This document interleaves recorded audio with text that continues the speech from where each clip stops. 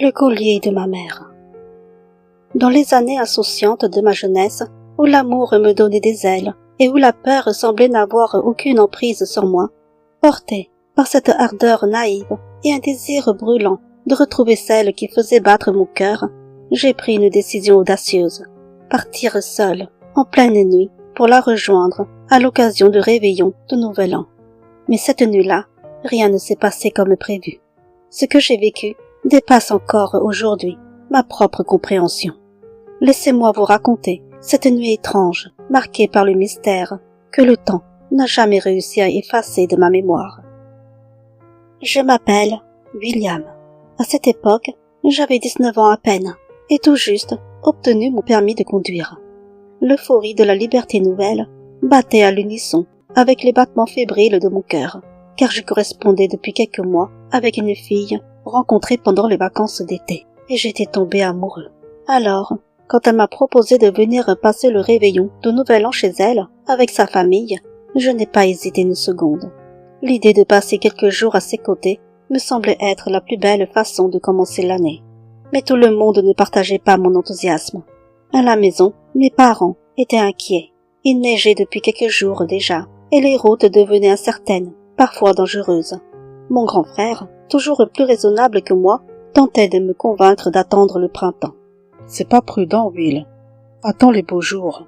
Tu pourras y aller tranquillement. » Mais j'étais têtue, aveuglée par l'envie de la retrouver, de vivre cette aventure romantique dont je rêvais depuis des semaines.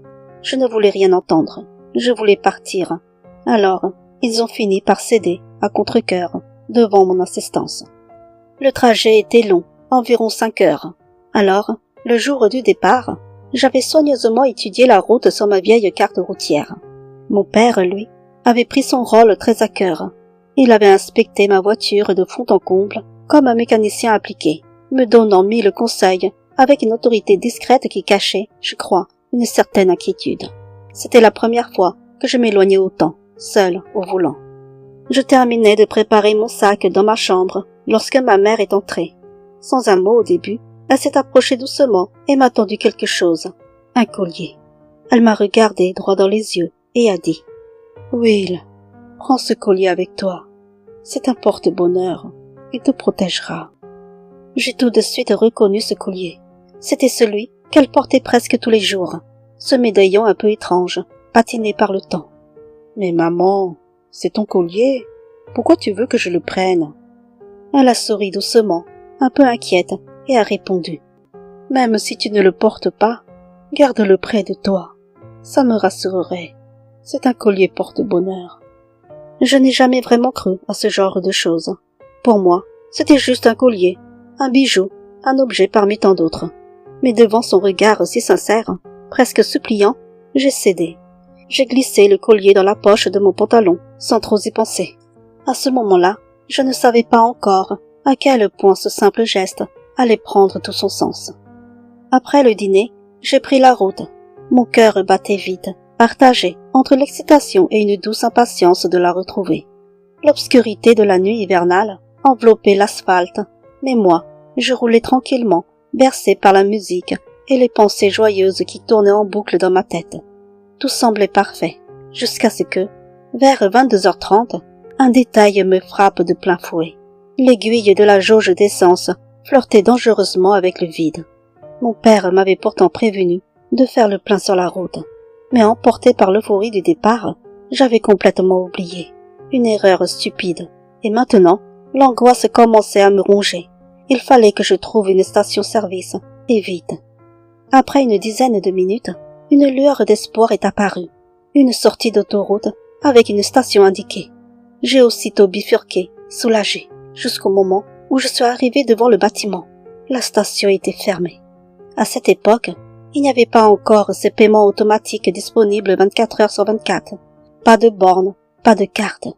Il fallait qu'un employé active la pompe depuis l'intérieur. Et là, tout était éteint. Aucun signe de vie, pas même une lumière derrière une vitre. J'ai senti une panique sourde monter en moi. Mon réservoir était pratiquement vide. Je savais que je n'aurais jamais assez d'essence pour rejoindre une autre station, pas sur des routes de campagne, par une nuit glaciale d'hiver. Je suis resté là, assis dans ma voiture, en silence, Le froid s'infiltrait doucement, comme pour me rappeler que la nuit ne faisait que commencer. J'ai pesé mes options, mais je n'en avais qu'une, attendre. Rester là, jusqu'à l'ouverture. Espérer qu'il ne gèle pas davantage. Espérer surtout que tout irait bien. Le froid devenait de plus en plus mordant, mais heureusement, j'avais eu la présence d'esprit de glisser une petite couverture dans mon coffre avant de partir. Je l'ai récupérée, me suis emmitouflée, tant bien que mal. Puis, j'ai rabattu mon siège, espérant trouver un peu de repos dans l'obscurité glaciale. J'étais épuisée. Mon corps réclamait le sommeil, mais le froid, l'inconfort et l'inquiétude tournaient en boucle dans ma tête, m'empêchant de sombrer. J'alternais entre des pensées réconfortantes et des frissons d'angoisse. Puis, alors que mes paupières commençaient enfin à se fermer, un bruit brutal m'a fait sursauter. Des coups secs contre la vitre. Mon cœur a raté un battement. Dehors, il faisait sombre, si sombre que je ne distinguais presque rien. Instinctivement, j'ai d'abord cru qu'il s'agissait d'un employé de la station. Mais lorsque j'ai attrapé ma lampe torche pour voir ce qui se passait, la réalité m'a glacé le sang. 4 silhouettes entouraient ma voiture. 4 hommes, inconnus, menaçants. « Ouvre la vitre !» a crié l'un d'eux en frappant violemment. Mon souffle s'est coupé. Je ne savais pas qui ils étaient, ni ce qu'ils me voulaient. Mais tout dans leur attitude me disait que je ne devais surtout pas obéir. Leur regard n'avait rien d'amical. J'ai secoué la tête, refusant de bouger. Puis, comme dans un mauvais rêve, l'un d'eux fit signe vers l'arrière. Je me suis retournée, et là, j'ai vu une camionnette stationnée juste derrière ma voiture. 2 autres personnes en sont descendues et ont rejoint le groupe. Ils étaient 6 maintenant. 6 autour de moi, piégés. Ils se sont mis à cogner, à crier, à me hurler d'ouvrir. Mais je restais figée, paralysée. J'ai juste réussi à balbutier à travers la vitre que j'étais en panne d'essence. Ils se sont mis à rire, un rire mauvais, glacial. Et puis, sans prévenir, ils ont commencé à secouer ma voiture, à la faire tanguer de droite à gauche. Je sentais les vibrations résonner dans mes os, mon cœur battant si fort que j'en avais mal à la poitrine. Ils riaient, et moi, je tremblais. J'ai cru que j'allais mourir, là, seule, au milieu de nulle part, dans cette nuit glaciale. Mon esprit a volé en éclats. J'ai revu le visage de mes parents, les avertissements de mon frère, et puis, dans un élan désespéré, j'ai pensé au collier. Ma main s'est glissée dans ma poche, l'a saisie. Ce médaillon étrange, offert avec tant d'amour et d'inquiétude. Mes doigts se sont refermés dessus, comme sur une bouée. Les larmes ont coulé, sans que je puisse le retenir. Je murmurai, la voix tremblante. « Collier, si tu portes vraiment chance, c'est maintenant qu'il faut m'aider. Je t'en supplie. Je ne veux pas mourir. Pas ici, pas comme ça. Je suis encore jeune. Sauve-moi. » Je répétais ces mots, comme une incantation, les yeux fermés, priant dans le noir. Et puis soudain, tout s'est arrêté. Les secousses, les cris, les rires. J'ai rouvert les yeux, encore secoués. Avec ma lampe, j'ai balayé l'extérieur. Là, juste à côté de la voiture, un couple était en train de parler avec le groupe. Je ne sais pas ce qu'il leur disait, je n'entendais rien. Mais lentement, les hommes sont remontés dans leur camionnette. L'un d'eux m'a lancé un dernier regard. Puis, ils sont partis, sans un mot de plus. Étais-je sauvée? Le calme était à peine revenu que le couple s'est approché doucement de ma vitre. J'ai distingué un homme et une femme d'une 50aine d'années. Leur visage était apaisant, bienveillant. Rien à voir avec les silhouettes menaçantes d'il y a quelques minutes. L'homme s'est alors penché un peu. « Vous allez bien? Tout va bien maintenant. » J'ai hoché la tête, encore secouée, incapable de formuler une réponse claire. Mais leur attitude m'inspirait confiance. Alors j'ai baissé légèrement la vitre. La femme me regardait avec inquiétude. « Vous êtes en panne d'essence ?» demanda-t-elle doucement. « Oui », ai-je répondu dans un souffle. Ils se sont consultés de regard. Puis, l'homme a proposé. « Écoutez, au lieu de rester seul dans le froid, venez dormir chez nous.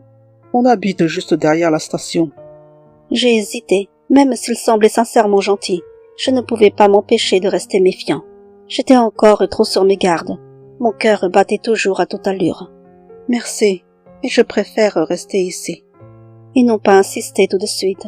Alors un peu nerveux, j'ai osé poser la question qui me brûlait les lèvres. Vous savez qui étaient ces gens? L'homme a secoué la tête. Non, on ne les connaît pas. On a entendu du bruit depuis chez nous.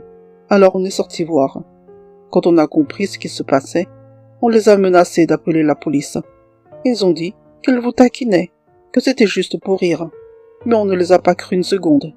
Ils sont partis sans discuter. Puis, c'est la femme qui s'est approchée un peu plus. Sa voix était douce, maternelle.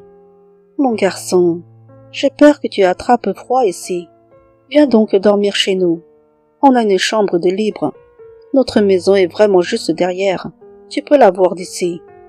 Elle s'appelait Betty, et son mari, George.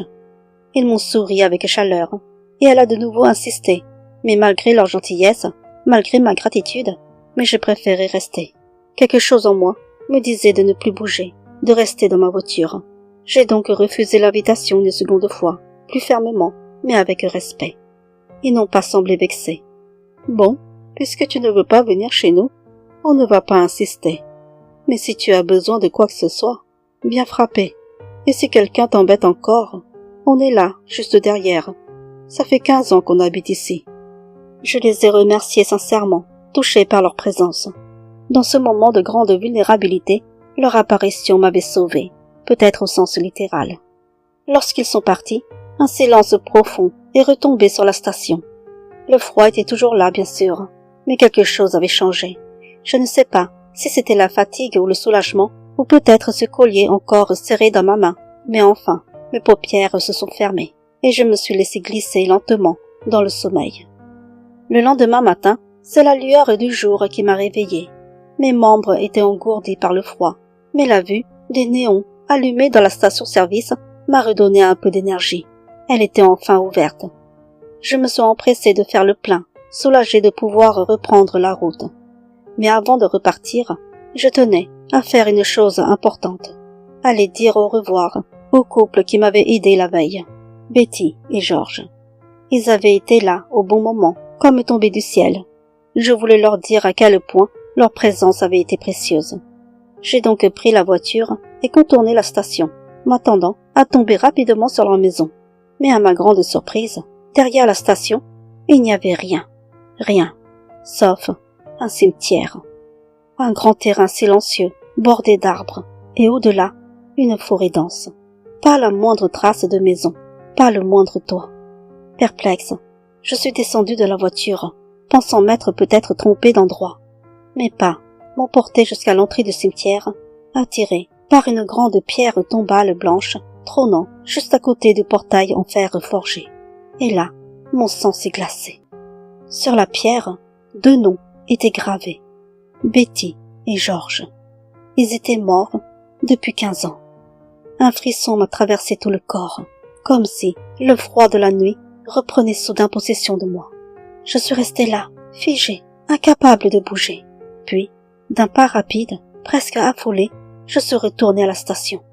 À l'intérieur, j'ai demandé à l'employé s'il connaissait un couple vivant dans le coin, juste derrière. Il m'a lancé un regard confus, presque inquiet. Derrière? Non, y a rien.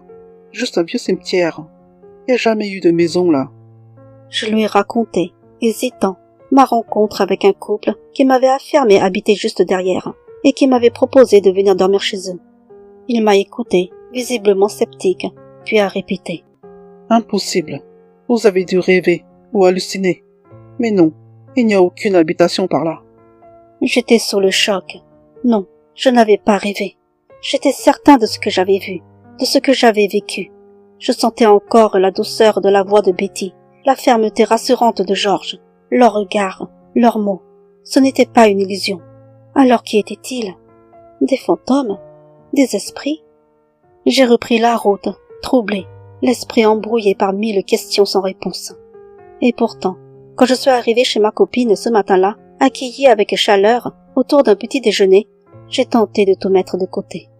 Mais le soir est venu, durant le réveillon, un oncle de ma copine, un homme au regard vif, a écouté mon histoire avec un étrange mélange de gravité et de fascination. Quand j'eus fini, il m'a simplement dit « Ce couple, ce n'était pas des gens, Ce sont des esprits bienveillants. Ils ne viennent pas par hasard. Ils viennent vers ceux qui portent en eux une lumière ou un objet capable de les attirer.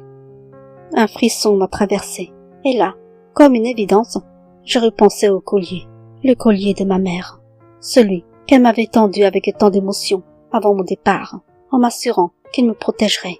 Je l'avais gardé dans ma poche. J'ai alors parlé de collier à l'oncle. Il m'a écouté, puis a hoché la tête avec lenteur. Ce genre d'objet ne porte chance que si tu y crois. Ce n'est pas la magie qui agit, c'est ta foi, ton lien avec ce qu'il représente. Le collier, c'était l'amour de ta mère, et c'est ça qui t'a protégé. Je suis resté silencieux, bouleversé. Il avait raison. C'était plus qu'un simple bijou. C'était une présence, une main invisible qui m'avait accompagné cette nuit-là. Quand je suis rentré de mon séjour, j'ai pris ma mère dans mes bras et je l'ai remerciée du fond du cœur pour ce collier qu'elle m'avait confié. Elle m'a regardé en souriant, sans rien dire, comme si elle savait déjà. Depuis ce jour, je ne remets plus jamais en question le pouvoir des porte-bonheur, ou peut-être, devrais-je dire, le pouvoir de l'amour qu'on y met. Aujourd'hui encore, cette nuit-là reste gravée en moi comme l'une des expériences les plus étranges et les plus marquantes de ma vie. Quand j'y repense, un frisson me parcourt toujours l'échine. Était-ce un hasard, un miracle, une intervention venue d'ailleurs? Je ne saurais jamais l'expliquer avec certitude. Mais ce que je sais, en revanche, c'est ce que j'ai ressenti et ce que cela m'a appris. Depuis ce jour, je ne regarde plus les porte-bonheur comme de simples objets. J'en offre souvent à mes proches, en leur souhaitant qu'ils y trouvent autant de force que moi cette nuit-là. Pas parce qu'ils sont magiques, non, mais parce qu'ils contiennent quelque chose de plus puissant, la foi, l'amour, la mémoire de ceux qui nous protègent. Mon expérience m'a appris que n'importe quel objet peut devenir un talisman, si l'on y croit vraiment. Ce n'est pas l'objet en lui-même qui nous sauve, mais le lien invisible qu'on tisse avec lui, ce qu'il représente pour nous, l'espoir qu'il porte. Et parfois, quand la vie nous met face à l'inattendu, ce minuscule espoir suffit à faire la différence.